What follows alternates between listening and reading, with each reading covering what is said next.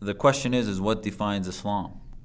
It's like when you talk to a physician that's a laboratory doc that's working on a lab bench and is looking at cells that are oncogenic and are cancer cells, and let's say they're lung cancer cells.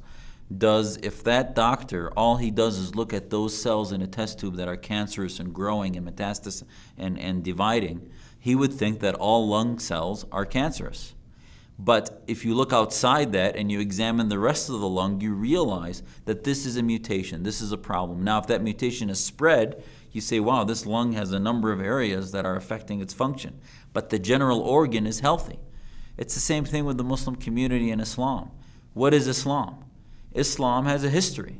It has a large population, and if terrorism and violence and the recipe of the product that is Islam is bad, you would have had not 1%, not 5%, you would have had 50, 80% of the world's Muslims bombing themselves and killing people innocently, and innocent people, and doing things that are just barbaric. And you don't see that. Bosnia, the Bosnians suffered a genocide over 3 or 4 years, and there was, I didn't hear one example of terrorism done by Bosnian Muslims. Why? Because most of the Bosnians are postmodern in their understanding of Islam.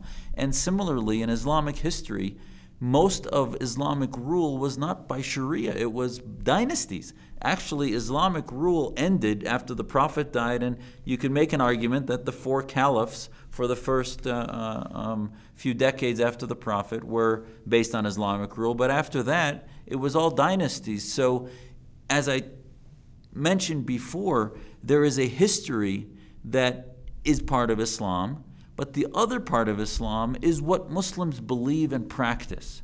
You can look at the textbooks and what is claimed to be Sharia by the Imams, and yes, I will admit that when it comes to reformation of Islamic law, we have a problem, and it's going to take me and us a couple generations to find and train and teach the Imams to fix the law. But in America, for example, let's say you want to fix a problem and you need a new law. You advocate for a congressman or a senator that then writes the law that changes it, and all of a sudden you have a fix. Similarly, in Islam, in theology, you create the imams that can fix that. And religion is not just the law, that's just one part of the religion. Actually, above the law is the moral code that develops it. So when I read the Quran, before I even had the skill to read the Quran, I was taught right and wrong, humility, humanitarianism, compassion, love, all of the parts that are to being Muslim by my parents. I then brought that morality to the text, and I read the text through the filter which was the morality of Islam that was taught by my parents. So through that filter, I read the Quran, and thus all of my interpretations are postmodern and consistent with American ideology and Americanism and Judeo-Christian thought, because that was the filter that my parents taught me in the morality. And I could interpret every verse based on that morality. And the majority of Muslims, I believe, have a similar type of filter. Is it based in an intellectual argument that can argue every hadith? No.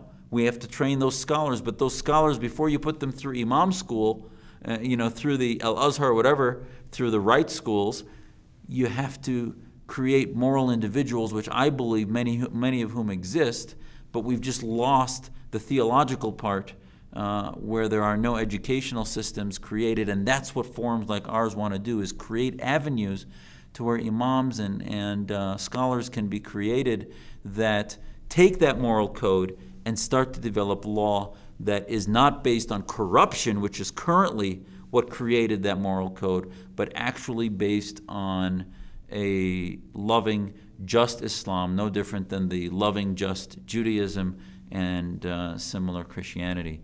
And that's my answer, because if the answer is that Islam itself is a problem, what's the future? The future is then you must somehow convert a quarter of the world's population, which is cataclysmic, because I can tell you that the deepest relationship people have in their hearts is their conscience, their guilt that is tied to the relationship with God. So unless somehow you view that that's going to change, the only way to change it, if your goal is to change it, is through love and compassion. And if you're not going to approach it through love and compassion, but through anger, that's going to actually make the Muslim population repel even more, and I think is going to be completely ineffective and cause them to become more radicalized. And that's why I think actually if you compare America to Europe, America has less radicalism because it's an environment where Muslims have felt comfortable to practice their faith. Europe has a much bigger problem with radicalism because Muslims have not felt comfortable in what is in many ways a godless society. Only 15% of Christians actually go to church in Europe. I would much rather live in a country like America where 65% of Christians go to church, and I see them practicing their faith and I feel more comfortable practicing mine, and it's a very healthy faith environment. And that's again another part of the solution that I see, where those that say that Islam is the problem are looking too much at the science and missing the forest from the trees.